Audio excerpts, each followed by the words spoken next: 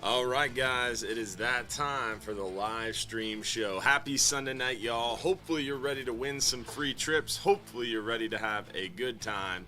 We're going to be giving away $1,500 in free stuff tonight. We're going to be talking fishing, answering your questions live, and giving away a 5-hour half day for two, a 10-hour all day for two, a 39-hour trip for one, and that Hubbard's Marina swag pack as well. So lots of great stuff going on tonight. Always chances to win free stuff, and we talk about what's going on now, what's coming up this week, and answer your questions live during the show as well. So sit back, relax. Hopefully you're ready for a good time. This show happens every Sunday night at 7:30 p.m. So tell your friends, and hopefully we'll see you and a friend next week for another episode. Again, every Sunday at 7:30 p.m. It's good to be back. We missed you last week. It is every Sunday at 7:30 p.m. except for last week. We didn't do the show because unfortunately we had some internet and power issues here at our studios due to Hurricane Milton. But we're back in action. We're back open. Things are getting back to some sense of normalcy, and we're excited. Hopefully you are as well. So going to be talking all about fishing and all about what's been going on, what's coming up, and more. So in order for you to win some free stuff, you do have to comment one time on the Hubbard's Marina Facebook stream. So go over to Facebook, find the Hubbard's Marina page, make sure you're following, make sure you like the page, and then comment one time on the live stream video. You can watch on YouTube, you can watch on TikTok, you can watch on Instagram, you can watch on different platforms, but you do have to comment one time on the Hubbard's Marina Facebook stream in order to be eligible to win. Then you have to watch live, because if you do get picked as one of those lucky winners, you got 5 minutes or less to claim your free trip by texting us your full home address to the phone number on the screen. So comment once, watch live, and then if your name comes up and your name is announced, you got 5 minutes or less to claim it by texting us your full address. That's how it works. Also want to make sure we give a shout out to our friends over at Gator Jim's Tackle, 3301 Pinellas Point Drive South in St. Pete. This show is brought to you by our friends over at Gator Jim's Tackle. Stop by, say hello, killer deals, awesome selection, great people, and they are open from the storms. No damage there at Gator Jim's, thankfully. So stop on down and say hello and tell them Hubbard's Marina sent you. Also want to make sure we give a shout out to all of those in our supporters club who are helping us out and helping to fuel the show and help to make the show possible as well. So big shout out to all of those in the supporters club. If you want to join the supporters club, it's only $4.99 a month. You get private access to our private page. You get some behind the scenes info, some upfront info, some killer deals, and more. Plus, of course, our private supporters after show. Every week after the main show, we do our little supporter show. So it's worth it, and you get a lot of value being in the club. So check it out. We appreciate all our supporters who help fuel the show. And then also want to make sure we thank you all for tuning in and joining us tonight. Remember, every Sunday night, 7:30 p.m., make sure you tell your friends. With that, we've done the introductions. Every show we kind of kick it off by showing you photos of what we've been catching. Unfortunately, we just got back to fishing 2 days ago, so we don't have any photos to show you, but I can tell you the fishing is going really well for us, and we're pumped right now. We got back out there. Today is Sunday. We got back out there. Saturday was our first trip out. We opened Friday, but unfortunately it was a little too bumpy to get out there behind that cold front. We made it out there Saturday. Fishing was actually really good despite the stirred up conditions from the hurricane, all the runoff, all the cold front action. Water doesn't look super clear. It's super muddy, and normally behind these cold fronts, behind these storms, when the water's all stirred up and muddy, a lot of times you have to wait for the water to calm down and also clear up before the fish really start chewing. Well, that was not the case. They really turned on for us and fired up. We actually caught fish even shallower than normal. So the fishing was really good yesterday on the 5-hour half day. It was even better today. Capt Will got back out there a second time on the Florida Fisherman and crushed them. And tomorrow we have even a lighter load, only about 15 people going out, and you definitely want to stay tuned to the show because we got some opportunities to announce as well. The supporters already know about it. We already talked about it in the supporters group. But for the rest of you guys, stay tuned tonight because there's some opportunities to take advantage of some fishing opportunities and more. So definitely got a great show lined up for you tonight, and excited to be back, excited to be back open, excited to be back on the water. We went dolphin touring, we went sunset cruising, we went to our 3-hour Shell Key shelling trip. We had our fishing trips running again, so things are starting to normalize, get a little bit more normalcy back in our lives, and we're excited about that for sure. Plus, things are opening up inside Johns Pass as well. The coffee shop is back open. Bubba Gumps is back open. Tomorrow, the Friendly Fisherman will be back open. Hooters will be back open. There's a lot of stuff inside Johns Pass that will be open up tomorrow, and then this week more is set to open. Pirates Pub and Grub should be open by Wednesday. Boardwalk Grill should be open about midweek. We have Walt's Fish Shack that's going to be open and back up, so there's a lot of cool things. Madeira Beach Craft Brewing Company, the brewery, will be open and back up, so things are starting to look a little bit more normal around Johns Pass as well. And on that note, a lot of people are saying, hey, don't come to Madeira Beach. There's nowhere to stay. There's nothing to do. There's no restaurants open. That is misinformation, false information. There is so much that is opening up. Visit St. Pete Clearwater actually recently did a survey of all the beach hotels from Paso Grill all the way to Sand Key, basically our entire beach area, and 77% of beachfront properties are open. So hotels, resorts, 77% of them are open. So I've been hearing from guests calling us saying, hey, I got to cancel my trip in November because they're telling me that they received damage at the property and I can't stay there. And I've been telling people, hey, there's other resorts, there's other hotels. You can even stay off the beach. And people are like, I don't want to stay off the beach. We're not coming. Well, now finding out that 77% of beachfront hotels are open is killer news, right? So a lot of things are starting to open back up and get back to normal. Plus, we've launched a new page on our website. We'll take you there real quick. If you go to hubbardsmarina.com, right on the top of hubbardsmarina.com, we have a new opportunity, a new page there. It's called Open Beach Businesses. It's right in the top navigation, and it lists everywhere that is open that we know of. And this will get updated once a week, and I would assume that we'll probably have a bunch more added to this list here Tuesday. But these are top restaurant, bars, resorts that are open, that are ready for your business, and that could use your business as well. So not only is Hubbard's Marina open, and we're fishing, dolphin touring, sunset cruising, going out to the islands and more, but also there's a lot of bars, restaurants, hotels that you can visit as well. Some of my favorites are back open. 1200 Chop House, the Salt Rock Grill. There's a lot of good steakhouses back open. So I've been trying to do my best to support the beach businesses as they reopen and rebuild, and hopefully you can as well. So if you're local, if you're in town, get out there to the beaches, take advantage of that list, and go visit some of those places that have reopened up, because definitely they could use your support. Everybody could, for sure.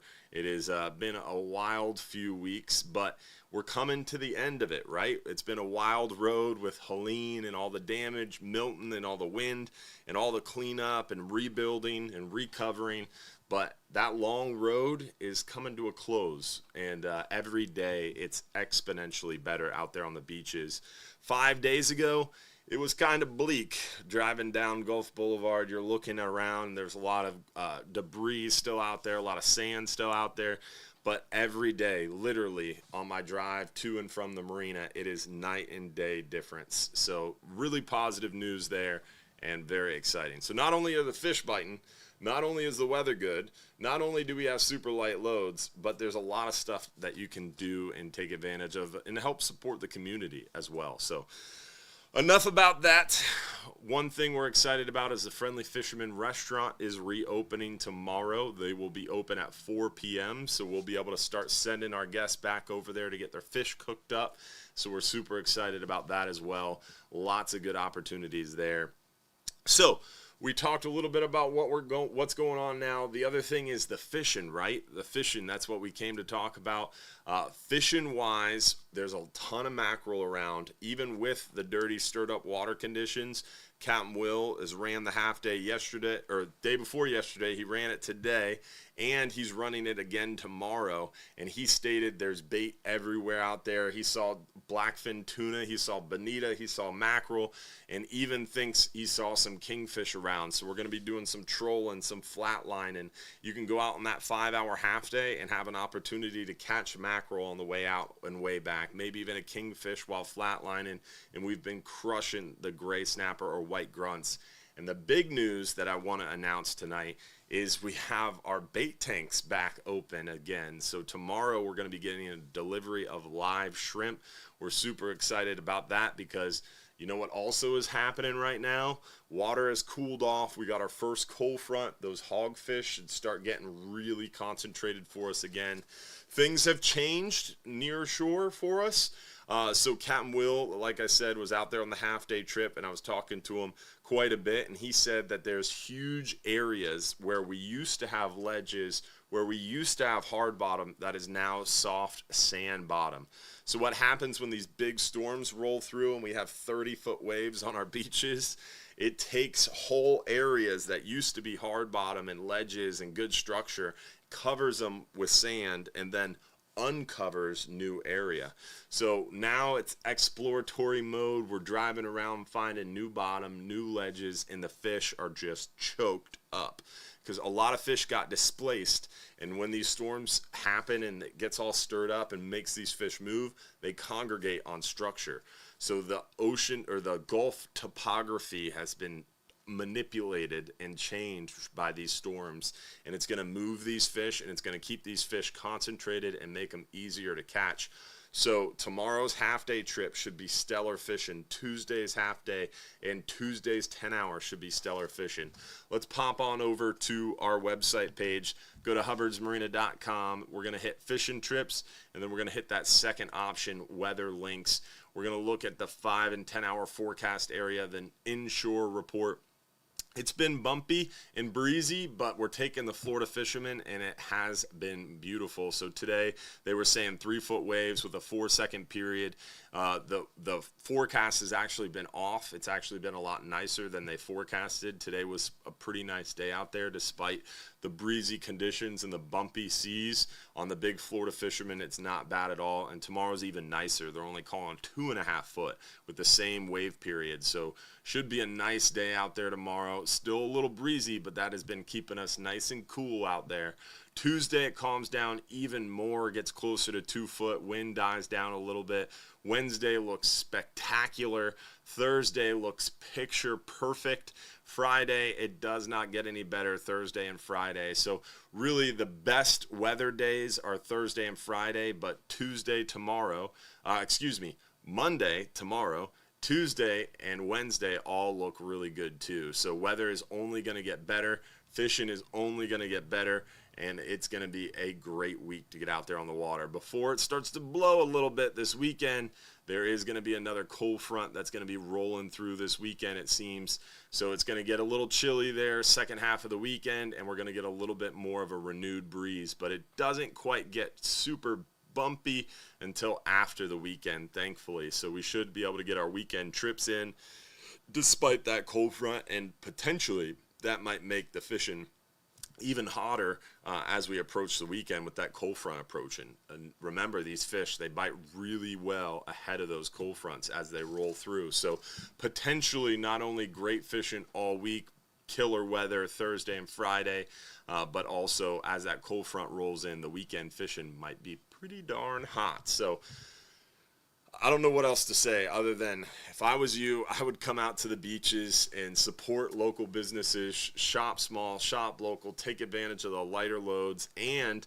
on top of that, this week and this week only, Monday through Friday. So starting tomorrow, Monday, October 21st through Friday, October 25th, only those 5 days, Monday, Tuesday, Wednesday, Thursday, and Friday, we are going to offer you, because you're watching the live stream show, a half price deal. We are trying to get some momentum back. We are trying to get some people back. We're trying to support our captain and crew and office staff. And we can't do that unless we get some people through the doors and get these boats moving and these trips running. So we are going to offer you, as a thank you for coming to visit us and helping to support us and helping to support our Hubbard's Marina family, half price trip fare on the Dolphin trip, on the Sunset Cruise, on the 3-hour Shell Key shelling, and our 5 and 10-hour fishing trips. So hopefully you can not only come once, but hopefully you'll be able to come a couple times this week, help support our Hubbard's Marina family, our captains, our crew, our office staff, and show up. And on top of that, you get the thank you of getting half-price trip fare.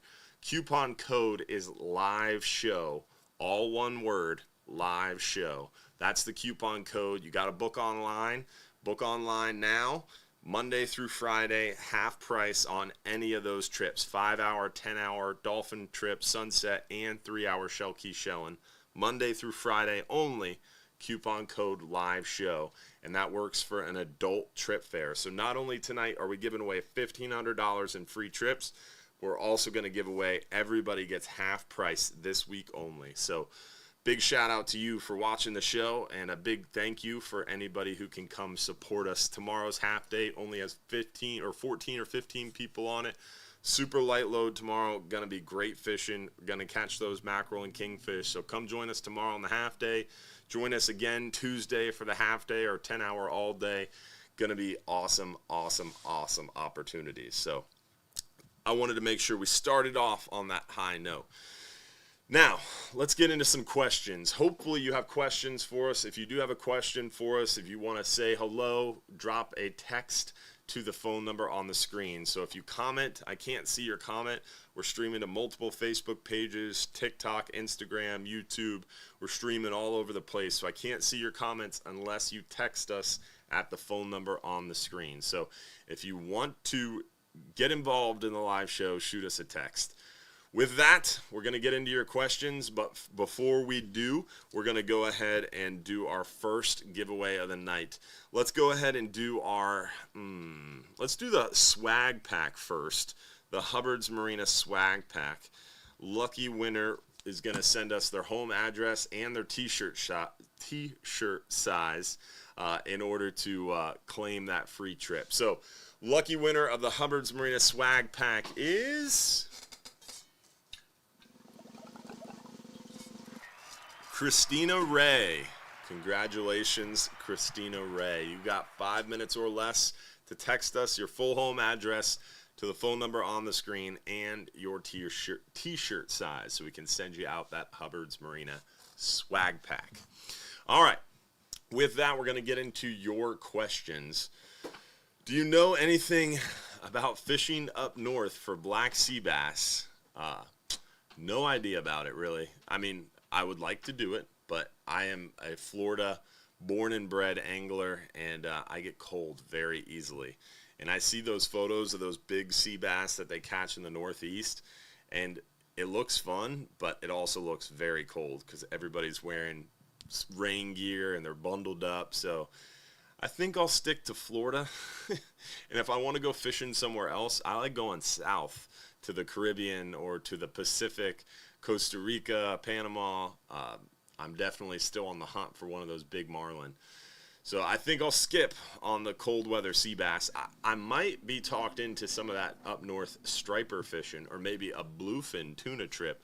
Some local charter captains from around here get together and they go up north to Gloucester and they do fishing trips with the Wicked Tuna folks. They run charters. The guys who are on Wicked Tuna also run charters when they're not filming. So a couple of charter captains get together and go up there and do some bluefin tuna fishing. That seems pretty cool too. Might end up doing that one day, but I don't know about black sea bass. Seems awful cold. All right, two-part question. Generally, how deep typically would a Cat 3 to 5 storm affect the bottom? It depends. It really would depend on where the storm is tracking, how big a seas the storm has. Is the storm rapidly intensifying, or is it a deepening pressure storm? There's a huge amount of factors that go into that. So it's really hard to say with any certainty, but typically a Cat 3, Cat 4, Cat 5 storm is going to be pushing 15, 20, 30-foot seas. And Helene was what, a Cat 3, I think? Maybe Cat 3 when it was going by us. It had 27, 28-foot seas. Milton, when it was coming up, had every bit of 30, 35-foot seas when it was still a Cat 4 down there by Pooley Ridge. So a 30-foot swell generally is going to be protruding down pretty deep, because a 30-foot swell is generally measured on the back of the wave. The face of the wave is generally going to be a lot bigger, right? So a lot of times people are like, oh, the forecast was wrong. They were forecasting 3 foot, and it's more like 4 foot out here. That's because the forecast is forecasting the back of the wave. So if they're calling 3 foot, in all reality, it's going to be closer to 3.5, 4 foot if you're looking at the face of the wave, right? Because there's a trough between waves that makes the wave face look bigger. So if you've got a 30-foot wave, most of the faces are going to be 40, 45 foot deep. That trough can be as deep as the face of the wave, right? So a 30-foot wave could have a trough that's another 30 foot. You could have a 60-foot wave face in some of those cases if the topography is right, if it's in a deep area. So essentially, a lot of times within 100 feet or so, you're going to have effects on the bottom, especially with a 30-foot wave. And also you're going to have a lot of turbidity in the water. A lot of things can shift. A lot of outflows can happen. There was a satellite photo of the coast that we showed not last week, the week before when we were doing the show. And it showed a perfectly blue, nice photo. It's in the Hurricane Helene folder on Dropbox, Josh, if we can pull it up. Yeah, it was a satellite view of Florida, and it was all nice and dark blue and looked pretty. That's the after. There's a before in there somewhere. Josh is pulling it up now, so bear with us just 1 second. But essentially, it shows, yeah, that's the before. And the after was right in that top row. So here's before. We'll show you this. Yeah, so this is before. You can see along the coast, it's nice and dark and looks pretty normal. And this is a typical satellite view of our state. And Josh is now going to pull up for you the after. And it's pretty clear what happened. It is dramatic, to say the least. The difference between that before and that after shot that's coming up now. A lot of turbidity in the water. So to answer your question, a Cat 3, Cat 4, Cat 5 storm, anything inside 60 foot of water is generally going to get some disturbance. And especially if we get 2 storms in a row like we saw, it's not surprising that huge areas of hard rock bottom are now sanded up, and areas that are that were hard are now covered up. This is in the new wave folder. You got to go into email. It's in email and then Hurricane Helene. Yeah, there you go.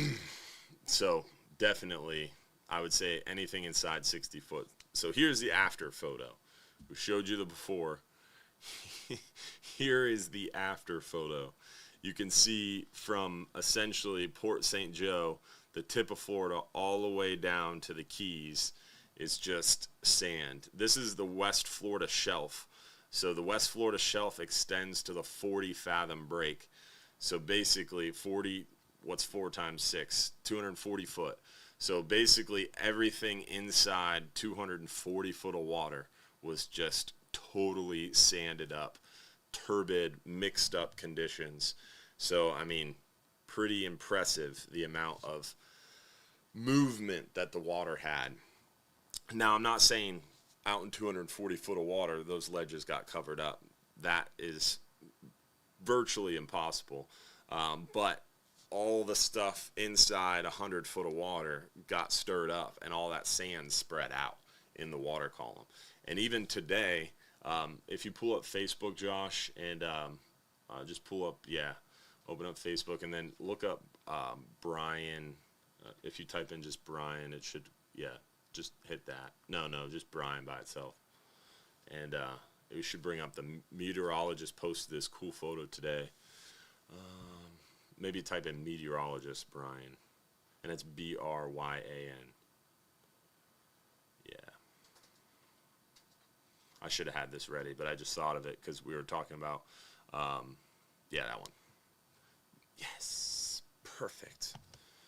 Josh is good at going along with my brain flow. Just randomly shout stuff out. Yeah. So this is a satellite image that Brian Bennett, meteorologist Brian Bennett, posted today. And this is a recent satellite image. I don't know if it was from today or yesterday, but you can pretty clearly see this zoomed in image of where the sandy Gulf water is.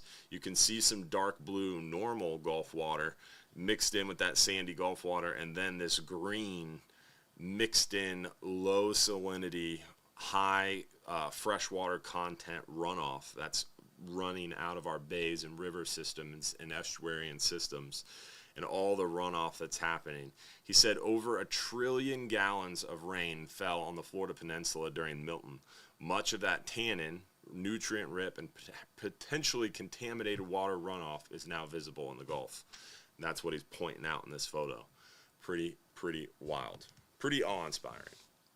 And definitely has big effects, right? So we'll see. We'll see what happens for sure. But pretty cool for sure. All right, so next question. Let's see. Besides the lures and spoon, what would you recommend trolling with? I would say inside 25 miles, 25 to 30 miles, really the lures or the spoons and planers are your best option. Once you get beyond about 25, 30 miles, that's when you can start trolling the cedar plugs, the trolling skirts. We really recommend the lipped diving plugs like the Rapala X-Rap Magnum 30 or 40 or the Nomad DTX Minnows.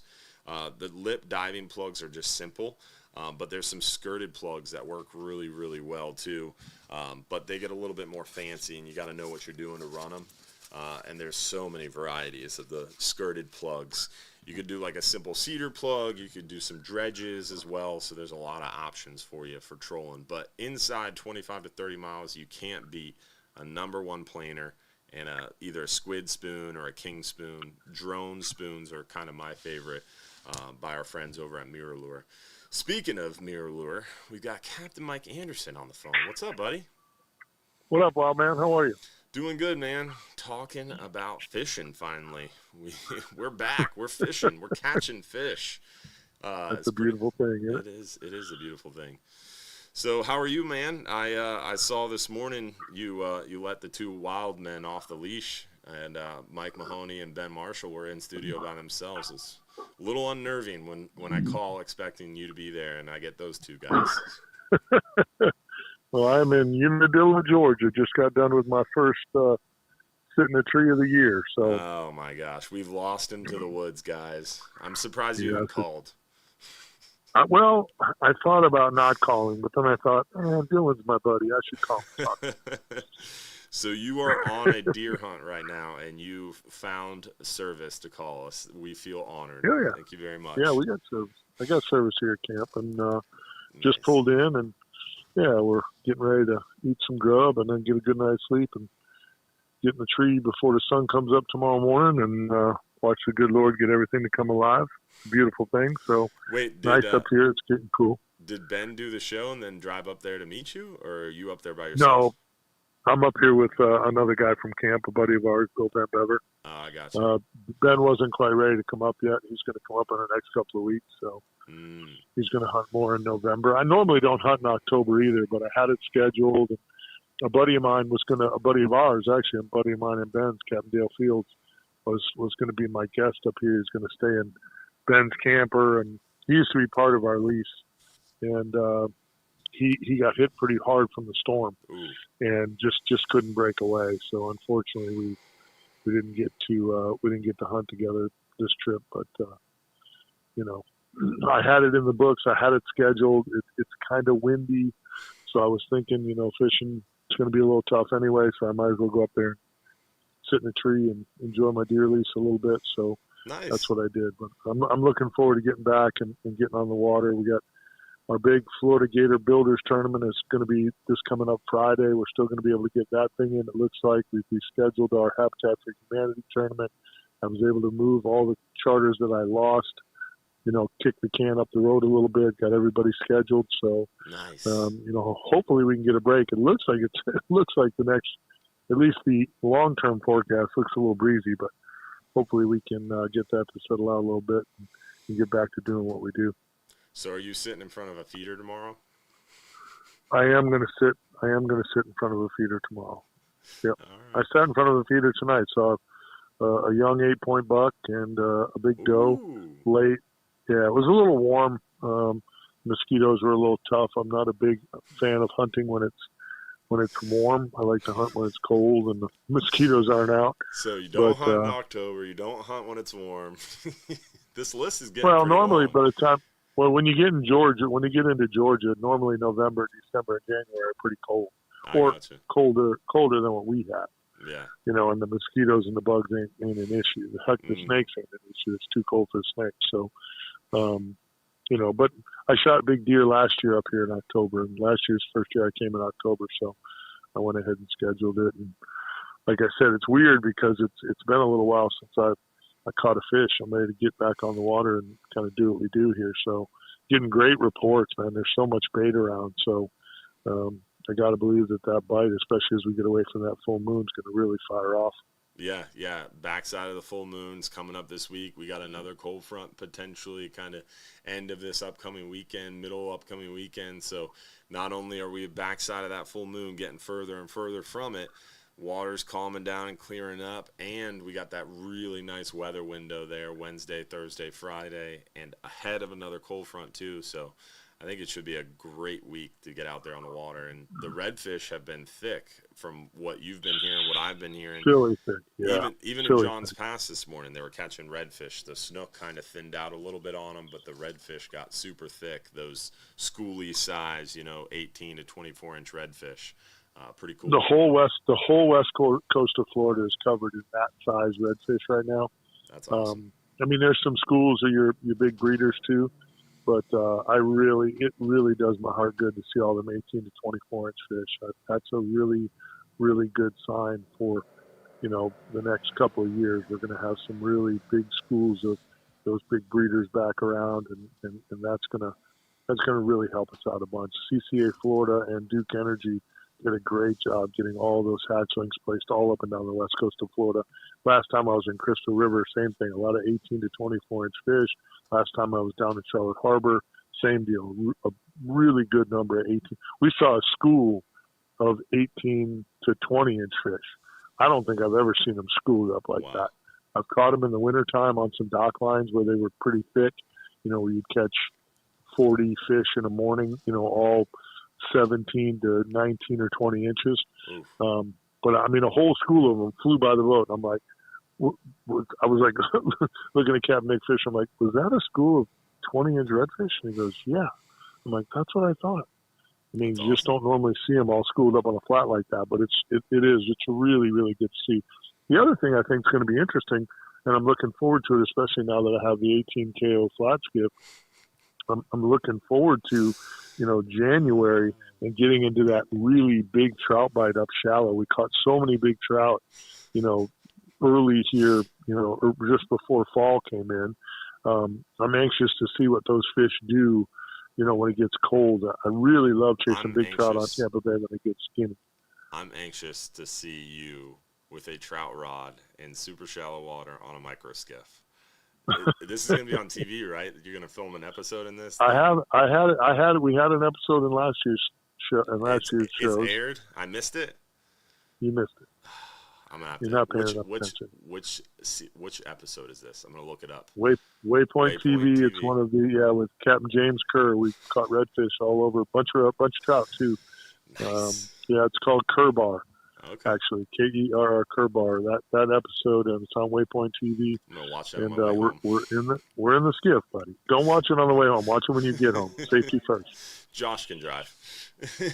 Okay. Well, if Josh is driving, then you can watch it. Perfect. That is funny. But I'm looking forward to that bite. I think it's going to be really, really good because again, we saw such an uptick in our trout bite this summer. with so many good fish too. You know, a lot of fish that were 20 inches. Mm-hmm. So I'm anxious to see what that wintertime trout bite looks like. We haven't had a great one the last couple of years. And, you know, we haven't had great trout fishing the last couple of years, and it really seemed to bounce back this summer. So I'm thinking that should be really, really cool. That'll be pretty interesting. Yes, sir. Yes, sir. Looking forward to it. All right, man. Well, I hope you shoot a big buck tomorrow and bring back some venison jalapeno cheddar sausage for me. I will see what I can do, my friend. Every time you skip a radio show during hunting season to go hunting, it's going to cost you at least a couple logs of that for sure. I'm okay with that. I'm okay with that now. It's a good idea. I see you working. I don't blame you. I'll keep you covered in deer sausage, though. Sounds like a plan. All good. All right, you and Josh have a great night. I appreciate the time, brother. All right, man. You have a good one. We're pulling up the episode now, by the way. Perfect. Pull it up. It's all good. See you, man. See you later. That is funny. Yeah, Mike is as tall as I am and probably a little bit bigger than me. So him on an 18-foot micro skiff is got to be entertaining to watch. I would assume, it's got to be a season 18. Josh is going to pull this up while we're talking. So next question is, my kids were wondering if John's Pass is still going to have their trick-or-treating event. Man, I hate to break it to you guys. I was super pumped. All right. First, we're going to have to watch this. Even that right there is pretty funny. Look how close they are. Two guys in a little boat. That boat is pretty bad to the bone, though. I saw it behind his truck. It is cool. So that's an 18-foot skiff. They're probably on either side of the boat right now. We're probably breaking so many copyright rules streaming Waypoint, but hey. 30 seconds, that's all you get. Yeah, right? Yeah, pretty funny, to say the least. Definitely watch. Oh, there's another app. Is that him standing on the front of it? No, he's staying. He's on his knee. He's scared to stand up. That is hilarious. He's bent over on one knee and still looks like a giant in that boat. That's funny. All right, so question was, my kids are wondering about John's Pass having the trick-or-treat event. So every year, Final Friday in October is a trick-or-treat event where all the businesses open up. They hand out candy. It's like a special Final Friday. There's a costume contest. Unfortunately, the city has pulled the permit and didn't want to move forward with Final Friday this Final Friday. So this upcoming Friday, Final Friday for October, is unfortunately canceled. There's still a lot going on in the city. They're still struggling to keep up with permitting, with the debris contracts. So the city had to pull the support. Without the city's support, without the city's special activities permit, unfortunately, Final Friday got canned for this Friday. So no Final Friday, no Halloween trick-or-treating event for the kids in John's Pass this year. So very disappointed myself. I even went above the rec department, went and talked to them there, went and talked to the rec department, went and talked to people at City Hall, and there was nothing I could do to save Final Friday, unfortunately. So Final Friday is not possible this month. But that's 2 in a row that have been canceled due to storms. So we're going to look forward to the end of November, and we're going to have a great Final Friday for the end of November, and then also at the end of December as well. So some killer Final Fridays coming. What is Final Friday in December? It doesn't like fall on Christmas or nothing, right? Because I think Christmas is like a Wednesday. It's a weird day. Yeah, Christmas is Wednesday. Yep. So Final Friday will happen in December. That'll be the 27th of December. That'll be a really cool Final Friday for sure. So, unfortunately, no Final Friday this week or this month, but Final Friday in November is a good one because it's Black Friday. We'll have killer deals going on. You don't want to miss that. And then Final Friday in December will be bad to the bone because a lot of people will be around, hopefully, and it'll be nice. A little Final Friday celebration, post-Christmas celebration. All right. Next question. Oh, we got to do a giveaway? What's up? What are you saying? Yeah, that's Black Friday. Final Friday in November is always Black Friday. It's best day to do Final Friday. Come and enjoy our killer deals because we always have killer deals launching for Black Friday. All right, so we gave away a swag pack. Let's do our 10-hour next. The 10-hour all day for 2 guests. Lucky winner is...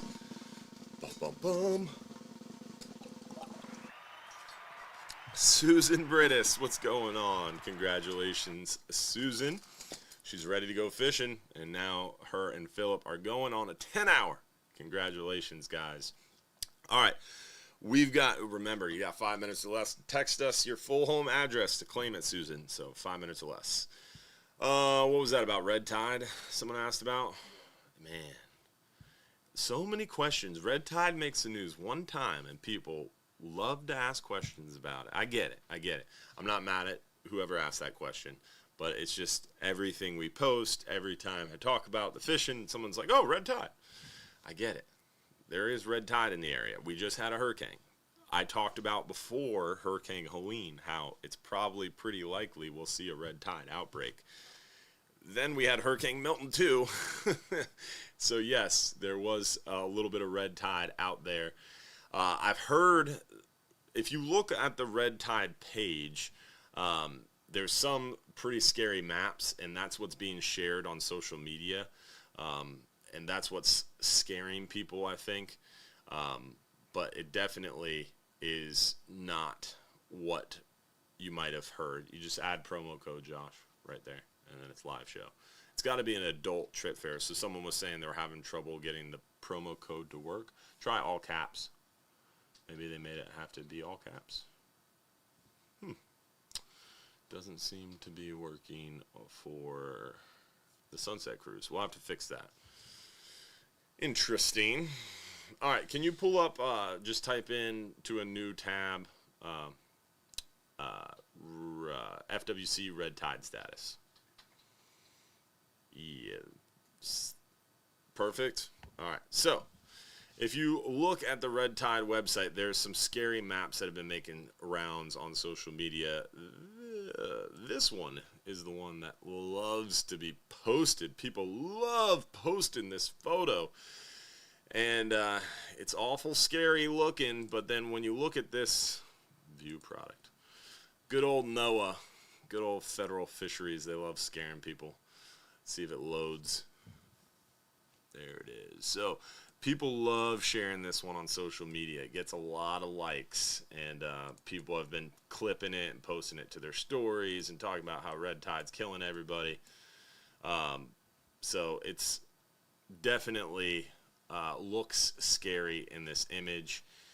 But when you look at this image, you're like, oh my gosh, we're never going to live. Red tide is everywhere.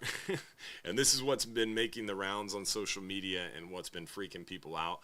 But we'll go back to the main page here. Let's see if we can close this. And I'll show you what. Yeah, perfect. All right, so back to the main page.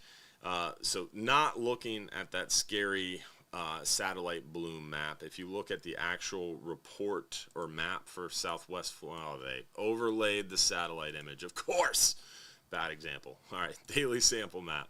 The daily sample map can show you there is no reports. Actually, let me zoom out a little bit so you can kind of see the aggregate. You can't really see it on the stream. It's making it really small, but essentially all the little gray dots around Pinellas County, there is not present. So there is no red tide present on the coast. There is no red tide present in the bay. There's no red tide present in the intercoastal. There is no red tide present anywhere in Pinellas County or in Tampa Bay or in Sarasota or Manatee County. So there's no red tide present at all. No measured red tide.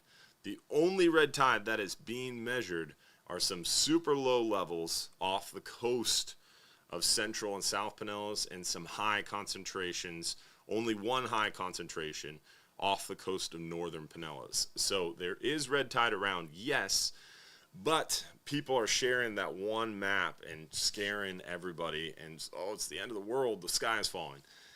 Red tide is naturally occurring, right? red tide happens after these hurricanes. We just looked at those satellite images earlier of all that water being stirred up. There's three things that are needed for red tide to bloom. The presence of the algae. The algae is always around. It's naturally occurring. It's always in the Gulf of Mexico. It's generally on the surface, offshore, all the time. What happens is, if you get a really strong west wind that pushes that algae off the surface of the Gulf to the coast, you have the presence of the algae. If you have the presence of the algae and there's correct salinity levels and presence of food for the algae, so presence of algae, correct salinity level, and food, those three variables come together and you can have these blooms. So what happened? We had a 105 mile an hour west wind thanks to Hurricane Milton, and we had a 90 mile an hour gust of west wind thanks to Helene. And then you had all that rain from Milton, all that runoff from Milton. You had all that flooding from Helene, and all that flooding receded. So you had a bunch of freshwater influx. You had a bunch of sloughing off the top of Florida and dragging it into our river system and flushing it through our estuaries. So you have plenty of food, you have the right salinity level, and you have the presence of the algae. So it's not surprising that there's red tide being measured. However, again, it's not in the bay. It's not on the beach. It's not around us. So you can go to John's Pass. You can go to the beach.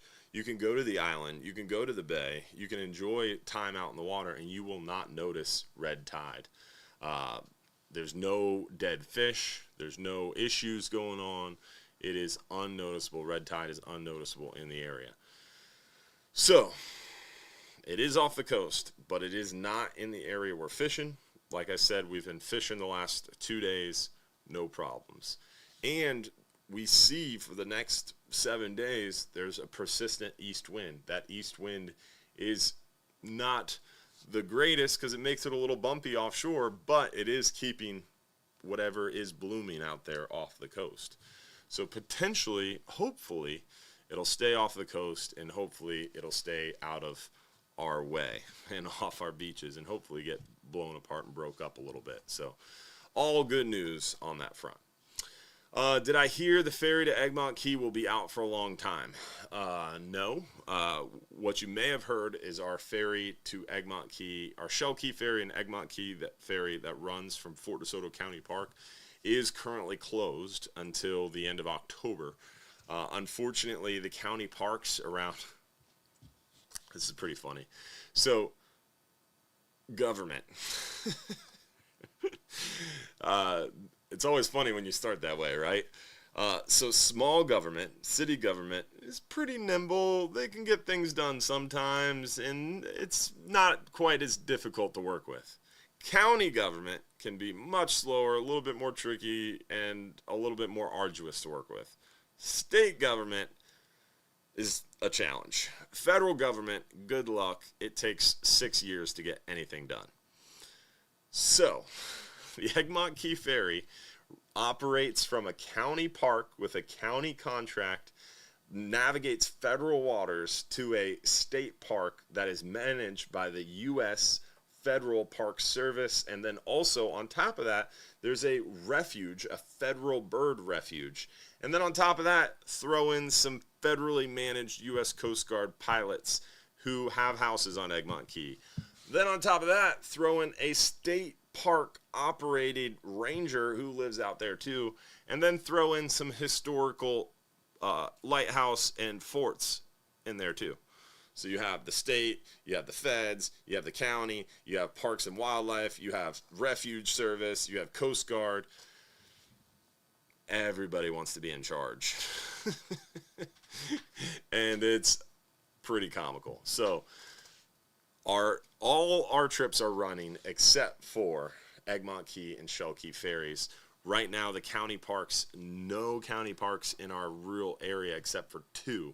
There's a bunch of county parks in Pinellas County. We're the most densely populated county in the entire state of Florida, but we have a lot of parks, and the county actually does a really good job. There's some really cool county parks, but definitely not available right now because a lot of those county workers are pulled away from the parks to go pick up debris, to go help put up signs, to fix stoplights. So yeah, there's not a lot of county support. So long story short, the county park is closed. Fort DeSoto County Park is closed, so we can't operate boats out of it. We operate boats out of the boat ramp at Fort DeSoto. So technically, that's not really inside the county park, so we should be able to operate, right? Well, FWC came in and the county gave FWC the boat ramp area, and they're using the boat ramp area to tow these boats that got flooded or floated away or abandoned, and they're towing the boats there to the Fort DeSoto boat ramp, and they're taking a crane and lifting the boat out of the water and putting it in the parking lot, and then they're sitting in there with chainsaws and cutting these boats up and throwing them in dumpsters.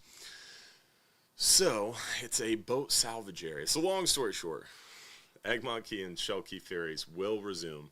We're hoping November 1st we will gain access to at least partial area in that boat ramp parking lot. We'll be able to get some cars in there and start running some trips. So yes, our Egmont Key and Shell Key ferry are closed for a short amount of time, but we are hoping that they'll be back open very soon. November 1st is the current timeline, the current hope, the current trajectory, if you will. All right, Ryan asked, when you flatline for kingfish, what is your best bait? We use threadfin. We start off when we get anchored up. Start on the half-day trip. If I'm going to put out a thread or I'm going to put out a flatline for a kingfish, I do a wire leader, a wire kingfish rigging, a stinger rig, we call it. It's actually on our website. Smokey shows you how to tie one. If you go to hubbardsmarina.com, click fishing trips, and then click fishing video links, go to the fishing tips and tricks page. On our fishing tips and tricks page, the first section is nearshore and offshore tips. Then there's the rigging tips, and in the rigging tips, Smokey talks about how to tie a kingfish stinger rig. It's really easy. It's really simple, and he goes through how to tie that rig up right there on our website. So check that out if you're interested in how to tie the rig. So at the start of a half-day trip, we get anchored up on our first stop. I'm going to take a frozen thread fin or a cigar minnow or some kind of dead bait, and I'm going to cast it out there on that stinger rig. Most of the time, there's going to be a little bit of current, and it's going to be able to take that bait away from the boat. Or if we're drifting, that's even better because you can just put it on the down drift side, and it can just do its thing. If there's not any current, we're anchor fishing, and the bait just kind of sits there and doesn't go away from the boat, you might have to put a little balloon on it or a bobber. Then start fishing, start bottom fishing. A lot of times, the first part of the half-day trip, you're going to start catching bait. Somebody is going to catch a blue runner or a spot tail or some sort of bait that we can then use live bait to put on that kingfish stinger rig. So start out using dead bait, then we would switch to live bait when we happened upon it. So you talk to the crew on the way out, say, hey, I want to flatline for kingfish, get some thread fins before leaving, start with the frozen thread fins, and then if the crew spots someone catching a blue runner or some other live bait, they'll bring it back to you, and then we can put on a live bait.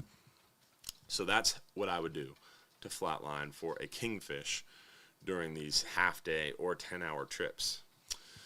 What days is Captain Frank running the boats? Captain Frank is gone. He is no longer with us. He is retired, if you will.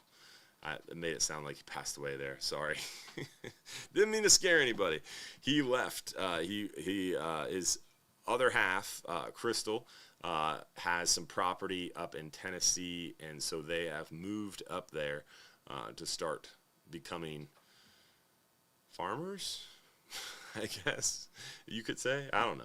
They're gonna hunt deer and raise cattle, and she also has a gun shop. So Frank is going to be operating a gun shop, but he may be back. The door is not closed, so potentially he could come back and run some trips occasionally. But Captain Seabass is going to be taking over a lot of those 10-hour trips along with Captain Dylan Kilgore. So Captain Dylan and Captain Seabass are going to be taking over a lot of those trips. And they're doing a great job. Captain Frank shared his secrets, his tips, his tricks, and a lot of those spots with those guys too. So Shouldn't miss a beat at all, and we're super pumped. So a lot of people are asking about the coupon code. The coupon code is working, but it is not going to work until midnight, unfortunately. So when I told them that it's good Monday through Friday, they were very literal. I meant to make the coupon good for trips Monday through Friday, meaning you could start using it now, but Hubbard was like, no, he meant Monday through Friday. So the coupon code will work at midnight.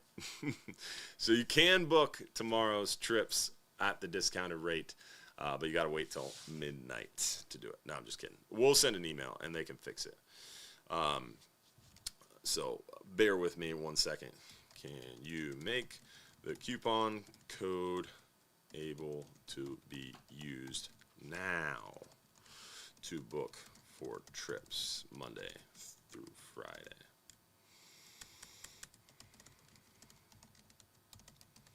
Coupon code currently only allows you to start using it after midnight.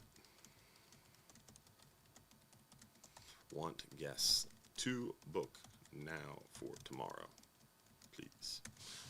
Perfect. So that should be fixed by the end of the show. All right, next question. Would it be possible to get my grandson out on a 5 or 10 hour trip? He's in a wheelchair. You can call me and we can chat about some options and some opportunities to try to accommodate that. Our boats are unfortunately built due to Coast Guard regulation, and the Coast Guard regulations require 6-inch raised thresholds, heavy metal watertight locking doors. We have very narrow doorways. They have to be metal watertight locking doors. They have to be a standard size. So essentially, due to Coast Guard regulations and the way we have to build these offshore fishing vessels, they are innavigable in a wheelchair. But we try to work with everybody. We're very wheelchair friendly, and we're not wheelchair accessible, but wheelchair friendly. So if you're willing to work with us, we want to try to work with you. We want to try to get everybody out there on the water. So we'll chat about some options and some opportunities, and each person's different. Like, for example, if it's a smaller individual who might be able to be helped up onto the boat with other members of their family, or if they have a manual chair, if they have a narrower chair. But then you run into these really huge automatic, fancy, motorized chairs that weigh 1,000,000 pounds.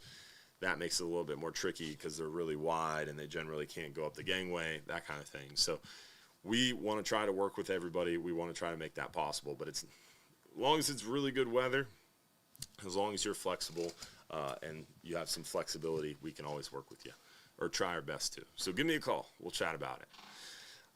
When you are trolling #1 planners on the way out with drone spoons, what size spoons? So generally, to start early, we use a little smaller spoons called squid spoons.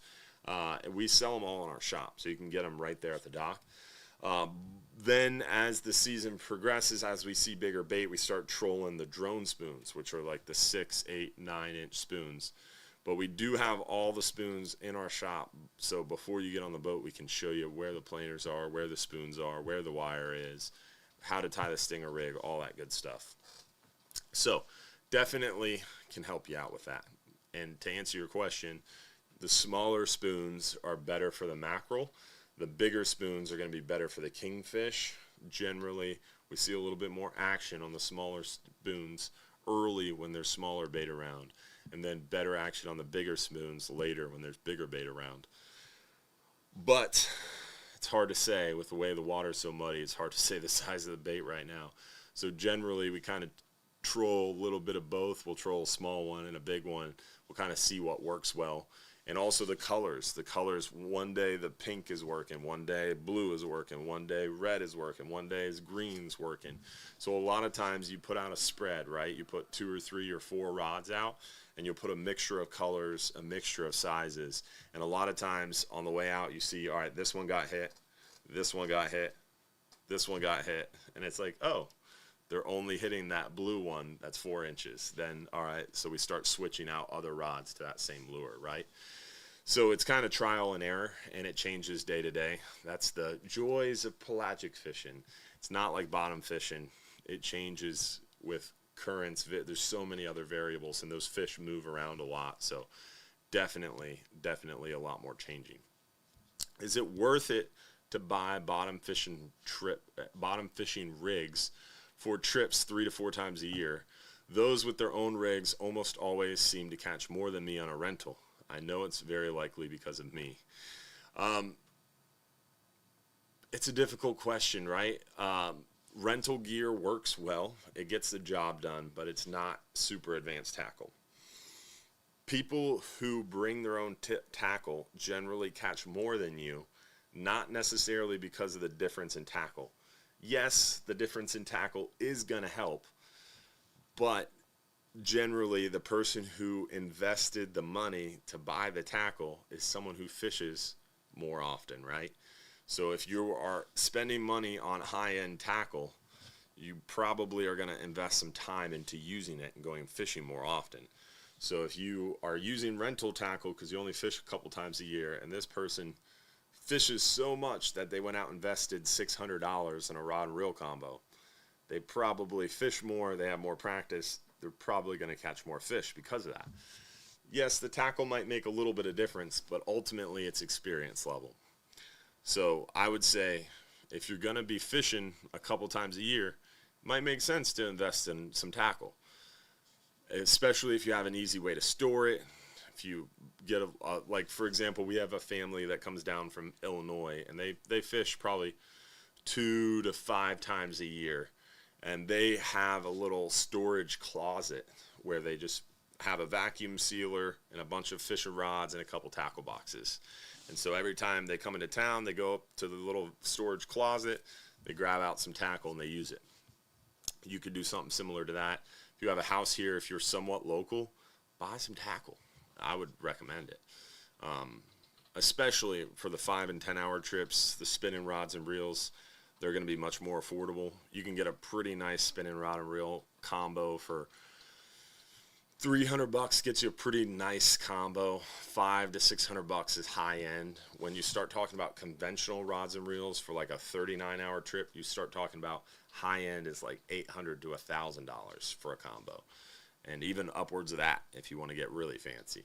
So 5 to 10 hour fishing combo, high end would be that $300 to $500 price range.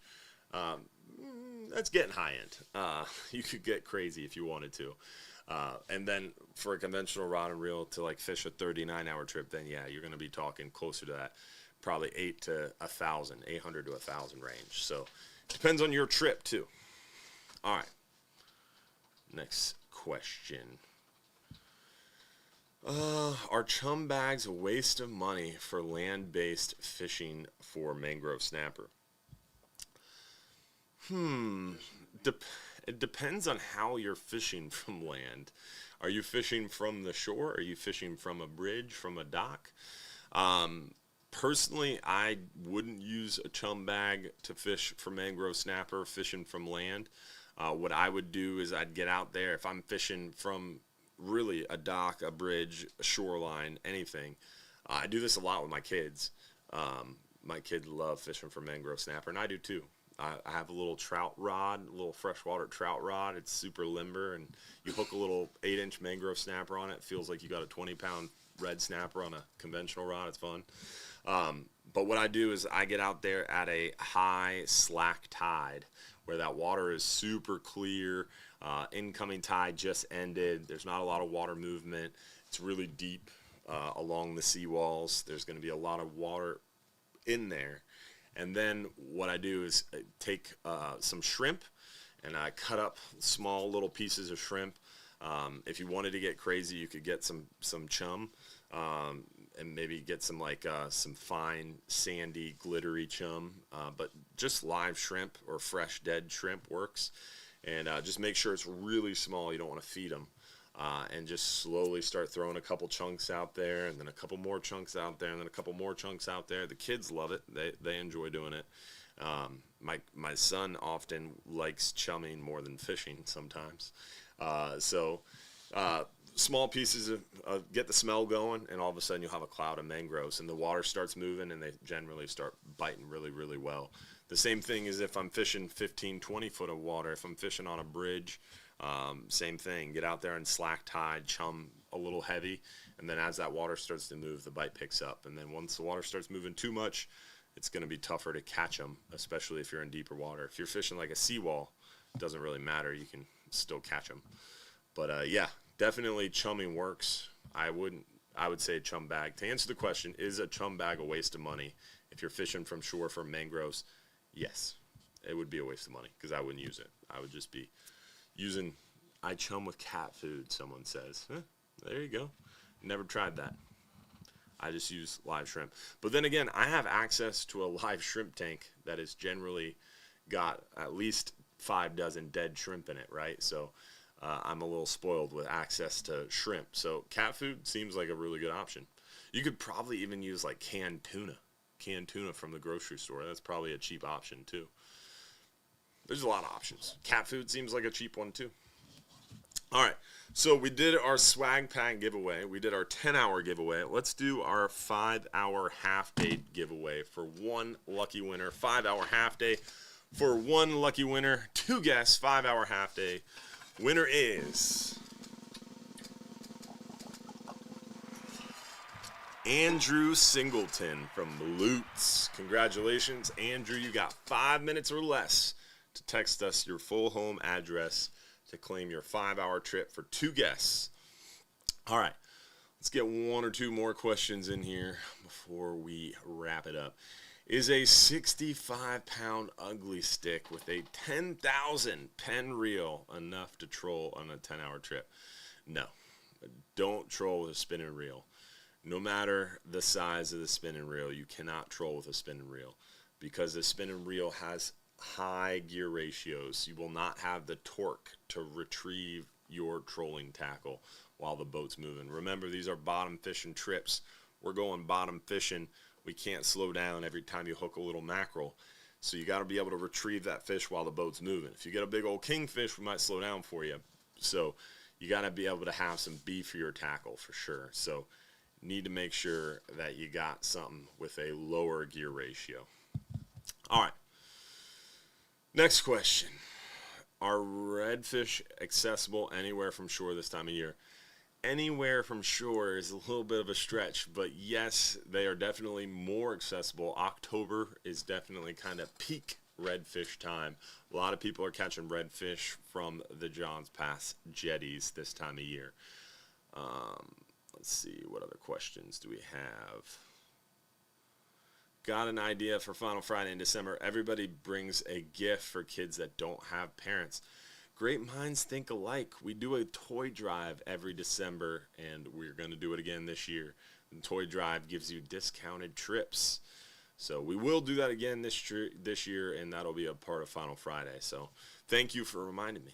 Speaking of toy drives, food drives, don't forget we have our event coming up, our Fishing for Hope event, the Saturday before Thanksgiving. We're going to be out there at Metropolitan Ministries with doing a food drive and toy drive. So we'll have more information on that coming up soon. We do have that event on our Facebook page. I don't know how to pull that up. I should have that up already. That would be one of those things I should have told Josh about as well. So we'll have that for next week for sure, though.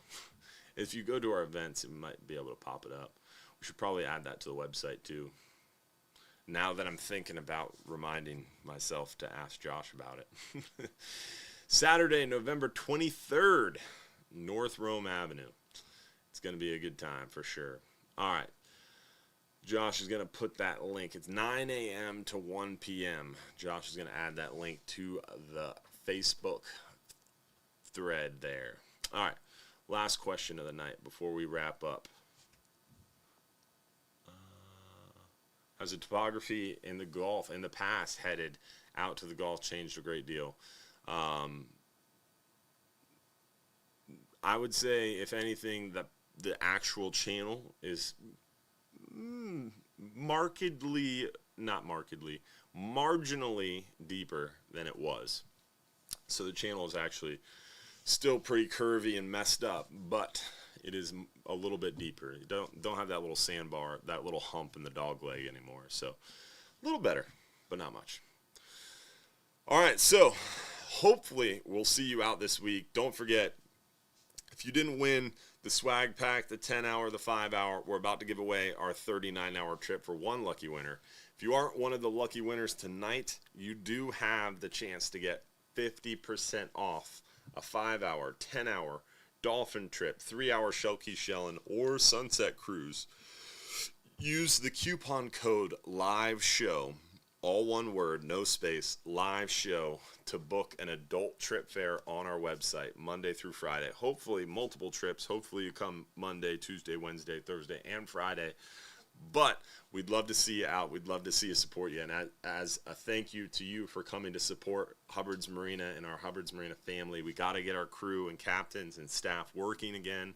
We got to get these boats moving. So as a thank you for helping us, coupon code LIVESHOW, all one word, gets you 50% off an adult trip fare on a 5-hour, 10-hour dolphin trip, sunset, and 3-hour shell key shelling Monday through Friday this week only. Take advantage of it, and hopefully, again, you'll come out a lot because we got to get these boats moving. So tell your friends. Join us again next week for another episode of the Live Show. You never know what I throw out there next week. You never know. You got to tune in to find out, right? So don't miss the show every Sunday night, 7:30 p.m. Hopefully you enjoyed the show. Didn't have many fish pictures to show you this week, but we talked a little bit more, and hopefully you enjoyed the information. Hopefully we'll see you next week. Don't forget to check out all our social media channels. Make sure you follow us. Make sure you tell your friends. And come back next week with a friend. Tell a friend. All right. Hopefully we'll see you this week on the water. Let's find out who won our 39-hour fishing trip. A $499 value, absolutely free. Let's see who won. And then after, we're going to start our supporters after show at 8:50 p.m. 8:50 p.m. is the supporters after show. Remember, our 39-hour giveaway is brought to you by our friends over at Innovative Pools and Spa. They bring you 35 years of experience building pools in Tampa Bay area, and they continue the legacy of their father's company, recognized as a top pool builder in the Tampa Bay area for over 35 years. Plus, they continue to raise the bar in pool construction, design, and features. Call them today, 727-788-1650, or visit them online at innovativepoolsandspa.net for an estimate to see why Innovative Pools and Spa is a top choice for the local area. Also, they're running a special right now for less than $50K. It's $49,995 is a killer deal for a pool. They're running a special right now for less than $50,000. It's a fall special. You can get a 14-foot by 28-foot free-form pool. There's 5 different designs to choose from. 72 foot of perimeter to your pool. 350 square foot of decking included. Also up to 5 foot of depth. LED lights, automated pool pumps, all this for less than $50,000. You cannot beat that. Pool prices lately have been 80, 90, 100K to get a new pool. So you can get a new pool today for less than $50,000 with our friends at Innovative Pools and Spa. So check them out. They brought tonight's 39-hour trip giveaway to you. So check them out if you're looking for a pool in the Tampa Bay area. Winner of the 39-hour trip for one lucky winner. And then supporters after show at 8:50. Winner is Barb Jones from Southern Illinois. Congratulations, Barb. Hopefully we'll see you guys next week for another episode every Sunday night, 7:30 p.m. Hopefully we'll see you for Final Friday in November. Hopefully we'll see you November 23rd for our Fishing for Hope food drive and toy drive.